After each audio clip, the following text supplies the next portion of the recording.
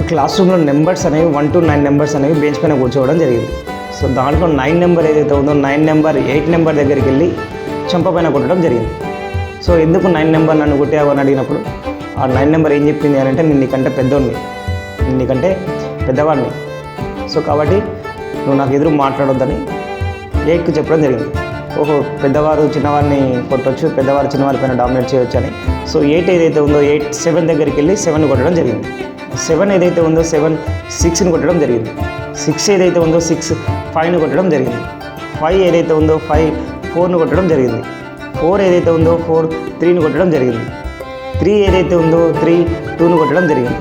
2 ఏదైతే ఉందో 2 1ని కొట్టడం జరిగింది.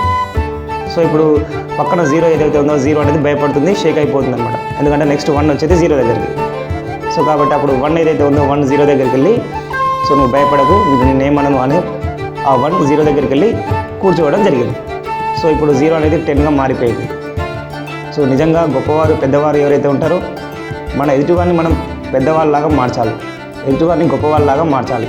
అందులోనే నిజమైన గొప్పతనం అనేది ఉంటుంది.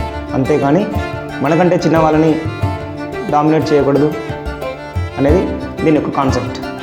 Thank you for watching. ఒక క్లాస్ రూమ్లో నెంబర్స్ అనేవి 1 to 9 నెంబర్స్ అనేవి బెంచ్ పైన కూర్చోవడం జరిగింది. సో దాంట్లో 9 నెంబర్ ఏదైతే ఉందో 9 నెంబర్ 8 నెంబర్ దగ్గరికి వెళ్ళి చెంప పైన కొట్టడం జరిగింది.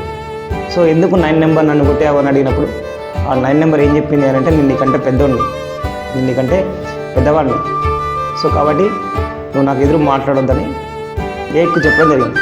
ఓహో, పెద్దవారు చిన్నవారిని కొట్టొచ్చు, పెద్దవారు చిన్నవారి పైన డామినేట్ చేయొచ్చు అని.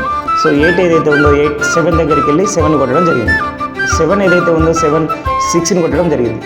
6 ఏదైతే ఉందో 6 5ని కొట్టడం జరిగింది. 5 ఏదైతే ఉందో 5 4ని కొట్టడం జరిగింది. 4 ఏదైతే ఉందో 4 3ని కొట్టడం జరిగింది. 3 ఏదైతే ఉందో 3 2ని కొట్టడం జరిగింది. 2 ఏదైతే ఉందో 2 1ని కొట్టడం జరిగింది. సో ఇప్పుడు పక్కన 0 ఏదైతే ఉందో 0 అనేది భయపడుతుంది, షేక్ అయిపోతుంది అనమాట. ఎందుకంటే నెక్స్ట్ 1 వచ్చేది 0 దగ్గరికి. సో కాబట్టి అప్పుడు 1 ఏదైతే ఉందో 1 0 దగ్గరికి వెళ్ళి, సో నువ్వు భయపడకు, నేనేమనను అని ఆ 1 0 దగ్గరికి వెళ్ళి కూర్చోవడం జరిగింది. సో ఇప్పుడు 0 అనేది 10గా మారిపోయింది. సో నిజంగా గొప్పవారు పెద్దవారు ఎవరైతే ఉంటారో మన ఎదుటివారిని మనం పెద్దవాళ్ళలాగా మార్చాలి, ఎదుటివారిని గొప్పవాళ్ళలాగా మార్చాలి. అందులోనే నిజమైన గొప్పతనం అనేది ఉంటుంది. అంతేకాని మనకంటే చిన్న వాళ్ళని డామినేట్ చేయకూడదు అనేది దీని యొక్క కాన్సెప్ట్.